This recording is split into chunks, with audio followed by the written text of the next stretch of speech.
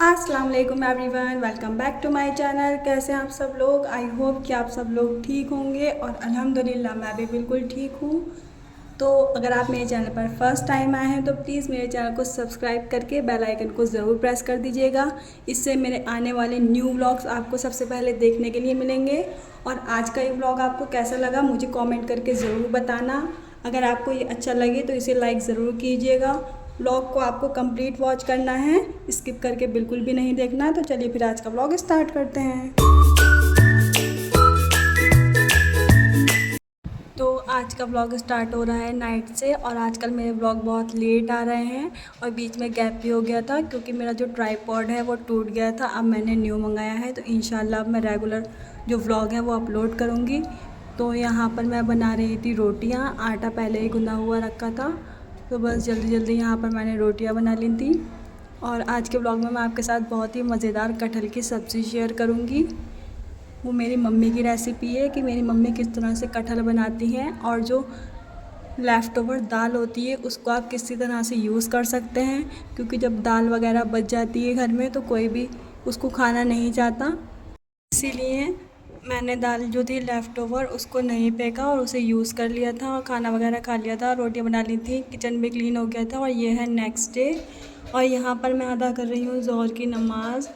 इतने में ज़ोहर की नमाज़ वगैरह पढ़कर आई तो यहाँ पर वापस से आ गई हूँ मैं किचन में। और ये है इवनिंग का टाइम, दोपहर में जब खाना वगैरह बना था। खाना आज हम लोगों ने लेट ही खाया था, एक्चुअली बना भी नहीं था क्योंकि बिरयानी रखी हुई थी तो वो ही गर्म की थी। और बिरयानी जो है आज तवे पर गर्म हुई थी तो यहाँ पर इसलिए चावल वगैरह भी बिखरे हुए हैं और चूल्हे की हालत बहुत ज़्यादा गंदी हो रही है। पहले मैं इसको अभी क्लीन करूँगी और इसे अच्छे से क्लीन करने के बाद जो सारा इसका रिंग और स्टैंड वगैरह है वापस से इस पर लगा दूँगी और फिर हम शाम के काम स्टार्ट करेंगे। तो बस इसको मैंने जल्दी जल्दी से अच्छे से क्लीन कर लिया था। पहले मैंने इसे सूखे कपड़े से साफ़ किया, जो इस पर चावल वगैरह गिरे हुए थे वो हटाए, फिर जो जिससे हम बर्तन वॉश करते हैं वही वाला डिटर्जेंट लिया है और उससे इसको अच्छे से क्लीन करने के बाद यहाँ पर मैं फिर से इसे गीले कपड़े से क्लीन करूँगी। और जो ये चूल्हे के पीछे जो टाइल्स लगे हुए हैं तो यहाँ पर भी जब खाना वगैरह बनाते हैं तो थोड़ी सी छींटे वगैरह चली जाती हैं तो मैं इसको भी रोज़ अच्छे से क्लीन कर लेती हूँ ताकि यहाँ पर ग्रीस ना बने, इसलिए। और ये ऊपर से अच्छे से चूल्हा साफ़ हो गया था। फिर जो ये चूल्हे के नीचे जो जगह होती है यहाँ पर भी एक स्ट्रॉ वगैरह पता नहीं कैसे गिर गया था, इसे भी मैंने अच्छे से साफ़ कर दिया सबको। और इसे भी मैं डिटर्जेंट से ही क्लीन करती हूँ डेली। इसे मैं 2 टाइम क्लीन करती हूँ, या तो मॉर्निंग और इवनिंग में या फिर दोपहर में करती हूँ। और जब मैं नाइट क्लीनिंग करती हूँ किचन की तब करती हूँ। तो इसे भी मैं अच्छी तरह से साफ़ कर लूँगी। और जो इसका सामान इसके नीचे रखा हुआ है चकला वगैरह और बर्तन रखने के स्टैंड वो वापस से इसकी जगह पर लगा दूँगी। और जो ये गैस स्टोव होता है अगर ये ज़रा सा भी गंदा हो या फिर इस पर कुछ फूड पार्टिकल्स हो या कुछ भी थोड़ा सा भी मैस हो तो मुझसे किचन में बिल्कुल भी काम नहीं होता, मुझे बहुत ही बुरा लगता है। मैं पहले उसे क्लीन करती हूँ। इवन कि अगर कोई काम हो गया है गैस पर और चूल्हे पर कुछ दूध वगैरह रखा है या फिर कुछ भी पक रहा है, गर्म होता है, मैं फिर भी उसे जल्दी जल्दी साफ़ कर लेती हूँ क्योंकि मुझे बिल्कुल भी जो चूल्हा है गंदा अच्छा नहीं लगता। और ये देखिए कितना अच्छे से क्लीन हो गया है, अब ये बिल्कुल बढ़िया से चमक गया है। मैं वापस से जो इसके ऊपर कढ़ाई रखी हुई थी वापस से इसका सामान रख दूँगी। और अब यहाँ पर मैं बना रही हूँ रूह अफ़ज़ा का शरबत, क्योंकि मैं चाय पीती नहीं हूँ तो इसलिए मैं अपने लिए शरबत बना रही थी। यहाँ पर मैंने लिया है मिल्क और इसके अंदर थोड़ी सी मलाई वगैरह थी तो मैंने इसे अच्छे से छान लिया है। और ये दूध जो है फ्रिज का रखा हुआ था, ठंडा था, इसलिए मैंने इसके अंदर पाउडर शुगर डाली है। नॉर्मल शुगर मैंने इसके लिए यूज़ नहीं की क्योंकि जो ग्रैनुअल होते हैं शुगर के वो अच्छे से जो ठंडा दूध है उसके अंदर घुलते नहीं हैं, तो इसलिए यहाँ पर मैंने पाउडर शुगर ले ली थी। वो पीस कर, ये भी मैंने पाउडर शुगर ये घर पर ही बनाया था, इसका पाउडर बना करके रखा हुआ है, वो इसके अंदर घोल लिया। और अब मैंने इसके अंदर ऐड किया है रूह अफ़ज़ा। बस इसे भी मैं अच्छे से मिक्स कर लूँगी। और पता नहीं क्यों लाइट का रिफ्लेक्शन है या फिर कैमरा अच्छे से कैच नहीं कर पा रहा, रूह अफ़ज़ा का जो एक्चुअल कलर है वो नहीं नज़र आ रहा है, लेकिन ये रूह अफ़ज़ा का कलर बहुत ही अच्छा और ये बहुत ही बढ़िया शरबत लग रहा था देखने में। पता नहीं क्यों इसमें ऐसा फीका फीका सा लग रहा है। और रूह अफ़ज़ा ऐड करने के बाद मैं इसके अंदर ऐड कर रही हूँ सब्ज़ा सीड, जो कि मैंने सोख करके रखे हुए थे। और सब्ज़ा सीड और चिया सीड्स वैसे तो देखने में सेम ही लगते हैं बट ये दोनों अलग अलग होते हैं। फिर मैंने इसके अंदर ऐड किया है गोंद कतीरा, इसको भी मैंने सोक करके रखा हुआ था। इन दोनों ही चीज़ों की जो तासीर है बहुत ही ज़्यादा ठंडी होती है और ये हमारी हेल्थ के लिए बहुत ही बेनिफिशियल होते हैं, इसलिए मैं हमेशा शरबत में यूज़ करती हूँ। जब भी मैं गर्मी में बना कर पीती हूँ रूह अफ़ज़ा, तो बस इसको मैंने बना लिया है और अब मैं इसे थोड़ी देर के लिए रख दूँगी चिल्ड करने के लिए फ्रिज में। शरबत पी लिया था और अब हम आ गए हैं डिनर टाइम पर। यहाँ बन रहा है रात का खाना और खाने में बन रही है आज कटहल की सब्ज़ी। तो इसको मम्मी ने कट कर लिया था और इसे मम्मी ने खुद ही घर पर ही कट कर लिया था, क्योंकि वैसे तो मार्केट में कटा हुआ कटहल भी आता है, वो लोग अच्छे से साफ़ करके बना करके दे देते हैं, लेकिन वो मुश्किल से ही मिलता है। ज़्यादातर पूरा साबुत कटहल ही मिलता है, उसे खुद ही काटना पड़ता है। तो इसे मम्मी ने अच्छे से कट कर लिया था और सरसों के तेल में इसको फ्राई कर रही हैं। तेल अच्छे से गर्म किया था, उसके अंदर डाल दिया है कटहल और थोड़ी सी डाली है हल्दी, ताकि इसका कलर अच्छे से आ जाए और इसको कर रही हैं फ्राई। वैसे तो लोग अलग अलग तरह से कटहल बनाते हैं, कटहल को कुछ लोग बॉईल करके भी बनाते हैं, लेकिन हमारे यहाँ फ्राई कर ही बनता है। और ऐड किया है थोड़ा सा इस पर नमक, ताकि अच्छे से इसके अंदर बैठ जाए। और अब इसको गोल्डन होने तक अच्छी तरह से फ्राई करेंगे। स्लो फ्लेम पर ही इसको फ्राई करना है। आप लोग बताना कि आप लोग किस तरह से कटहल बनाते हैं। हमारे यहाँ तो इसी तरह से बनता है, फ्राई करके। ये अच्छे से हो गया था फ्राई, तो फिर मम्मी कुछ काम करने के लिए चली गई थी। उन्होंने बोला कि तुम इसे निकाल लेना जब ये अच्छे से फ्राई हो जाए। तो अब मैं इसे अच्छे से फ्राई होने के बाद निकाल रही हूँ एक अलग प्लेट में। और अगर आपने अभी तक चैनल को सब्सक्राइब नहीं किया है तो प्लीज़ चैनल को सब्सक्राइब कर दीजिएगा और वीडियो को लाइक ज़रूर कर दीजिएगा। लोग वीडियो को लाइक नहीं करते हैं, पता नहीं क्यों। जितने लोग वीडियोस देखते हैं उतने लाइक्स नहीं आते, तो प्लीज़ आप लोग लाइक करने में कंजूसी मत किया कीजिए, लाइक ज़रूर किया कीजिए वीडियो को अगर आपको वीडियो पसंद आती है तो। और एक कमेंट भी ज़रूर कीजिए, कोई भी कमेंट आप अच्छे से कर सकते हैं। व्लॉग आपको कैसा लगा, कैसा नहीं लगा, या फिर कोई कमी लगी, या फिर कुछ और इम्प्रूवमेंट मुझे इसमें करना चाहिए, आप लोग अपने फ़ीडबैक ज़रूर शेयर किया कीजिए। तो अभी यहाँ पर कटहल की सब्ज़ी के लिए ये गरम मसाला निकाल रहे हैं। और यहाँ पर मैं आपको दिखा रही हूँ कटहल का बीज। ये जो कटहल के बीज होते हैं फ्राई करने के बाद बहुत ही अच्छे लगते हैं। यहाँ पर मैंने इसे खाया था नमक डालकर, तो ये बहुत ही अच्छा लगता है। तो बस मैंने कटहल का बीज खाया और वापस आ जाते हैं रेसिपी की तरफ। उसी सेम कढ़ाई में थोड़ा सा ऑयल लिया है और जो गरम मसाला, ज़ीरा, काली मिर्चें और बड़ी इलायची ली थी उसे ऑयल में डाल दिया है और डाला है जिंजर गार्लिक का पेस्ट।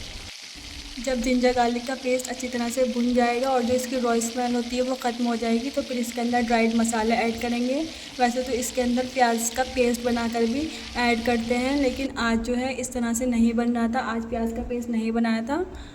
जिंजर गार्लिक का पेस्ट अच्छे से भुन गया था, इसकी रॉ स्मेल निकल गई थी, तो इसके अंदर ऐड करेंगे कुछ ड्राइड स्पाइसेस। यहाँ पर डाला है धनिया पाउडर। धनिया पाउडर डालने के बाद इसके अंदर ऐड करेंगे लाल मिर्चों का पाउडर और पीली मिर्चों का पाउडर। तो यहाँ पर मम्मी डाल रही हैं लाल मिर्ची का पाउडर और हल्दी। तो जब कटहल फ्राई किया था तभी ऐड कर दी थी। फ्राई करते टाइम हल्दी ऐड करने से जो कटहल का कलर है वो बहुत ही अच्छा प्यारा गोल्डन कलर आता है, इसलिए उसी टाइम ऐड कर देते हैं हल्दी। हल्दी के बाद इसके अंदर जाएगा पीली मिर्चों का पाउडर और पीली मिर्चों का पाउडर भी ऐड कर दिया है। फिर जो हरी मिर्चें मम्मी ने मुझे कट करने के लिए बोला था, मैंने कट करके रख दी हैं। ऐड किया है थोड़ा सा नमक और जो हरी मिर्चें थी वो भी इसके अंदर मिला दिया। मसाले को अच्छी तरह से भूनेंगे और यहाँ पर जो प्याज है उसे आज फ्राई करके डाला है, पेस्ट बना करके नहीं डाला। प्याज जो थी वो पहले ही फ्राई कर ली थी, उसे मैं शूट नहीं कर पाई थी, तो यहाँ पर इसके अंदर प्याज भी डाल दी है। और यहाँ पर जो किचन है, किचन में बहुत ज़्यादा गर्मी होती है। फ़ैन हमारे किचन में ऊपर की तरफ नहीं लगा हुआ है, सीलिंग फ़ैन जो होता है, नॉर्मल जो छोटा फ़ैन आता है ना, पेडिस्टल फ़ैन टाइप के होते हैं, टेबल फ़ैन जो है वो लगा हुआ है। तो उसकी जो एयर है वो गैस की फ्लेम पर लगती है, बंद होने लगती है, इसलिए यहाँ पर मम्मी ने ट्रे लगा ली है ताकि जो फ्लेम है वो डिस्टर्ब ना हो एयर से। और इसे अच्छी तरह से मसाले को भून लेंगे। कटहल का मसाला बहुत ही अच्छी तरह से भूनने के बाद इसके अंदर मम्मी ऐड करेंगी थोड़ा सा पानी। जब मसाला भुन जाएगा पानी ऐड करेंगे और ऐड करेंगे इसके अंदर दही। दही जब कटहल की सब्ज़ी में डालते हैं तो इसका जो टेस्ट है वो बहुत ज़्यादा इन्हांस हो जाता है। और दही हमारी थोड़ी सी खट्टी होनी चाहिए, मीठी दही कटहल की सब्ज़ी में टेस्ट नहीं देती। थोड़ा सा जाएगा इसके अंदर दही। आप लोग बताना कि आप लोग कटहल की सब्ज़ी में दही यूज़ करते हैं या नहीं। मेरी मम्मी तो यूज़ करती हैं, वो हमेशा कटहल में दही ज़रूर डालती हैं। बस पानी डालने के बाद और अच्छे से इसकी भुनाई हो रही है।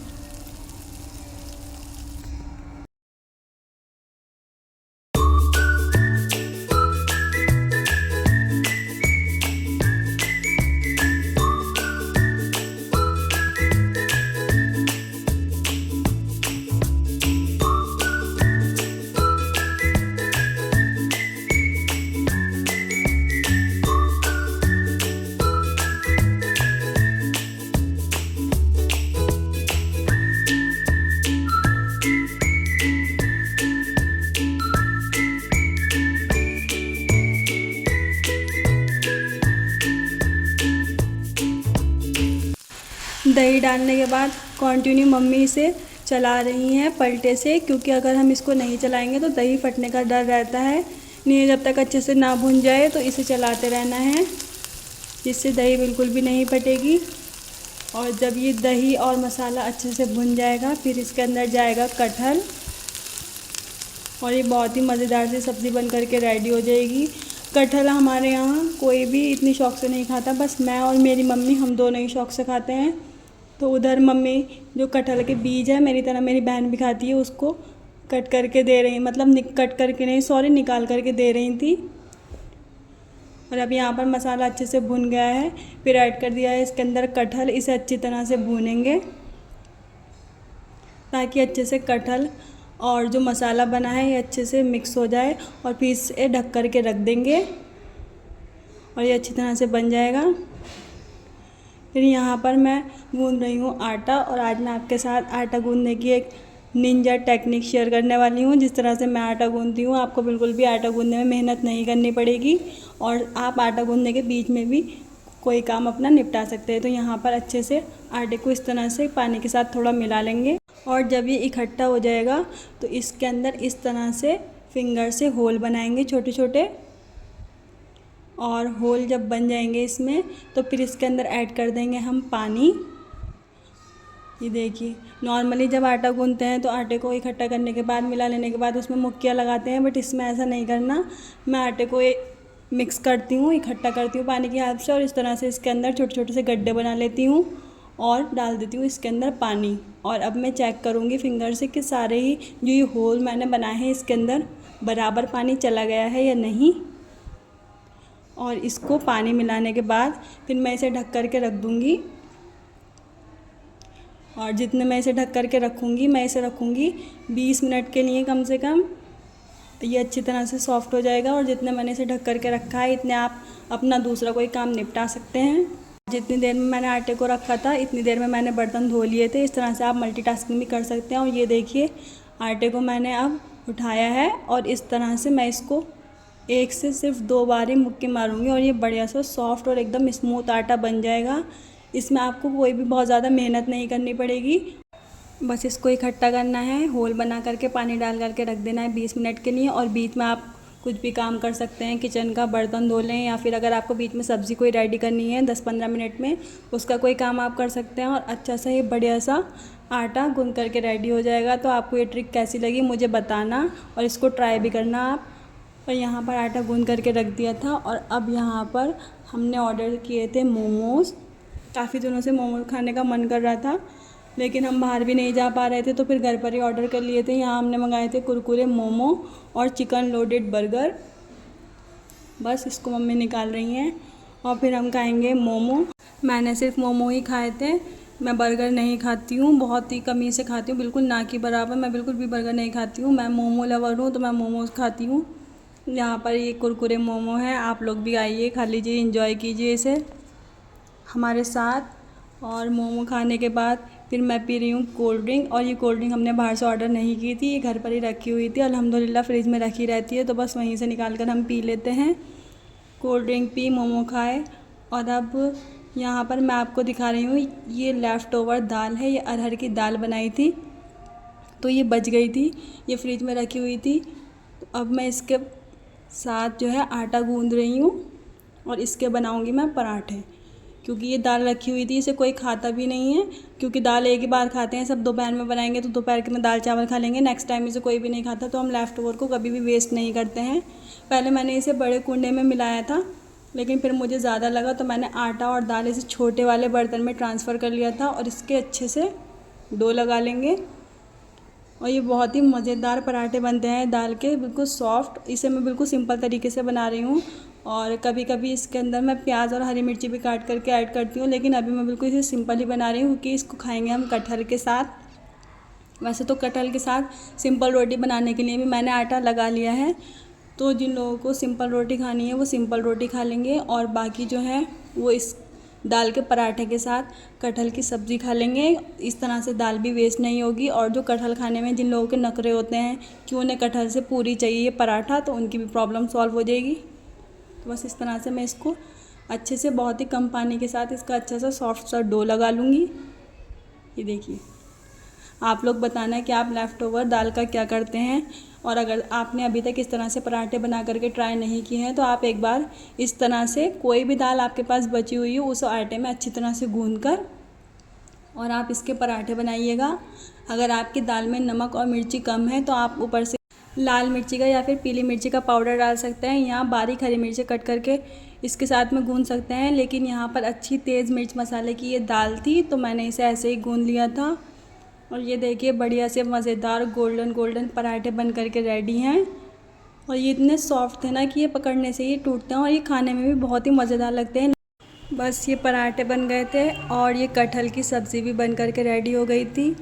तो ये व्लॉग आपको कैसा लगा मुझे ज़रूर बताना कमेंट करके। और अगर आपको ये व्लॉग पसंद आया है तो प्लीज़ चैनल को सब्सक्राइब ज़रूर कर दीजिएगा और वीडियो को लाइक कीजिएगा। फिर मिलेंगे नए व्लॉग में, तब तक के लिए अल्लाह हाफिज़।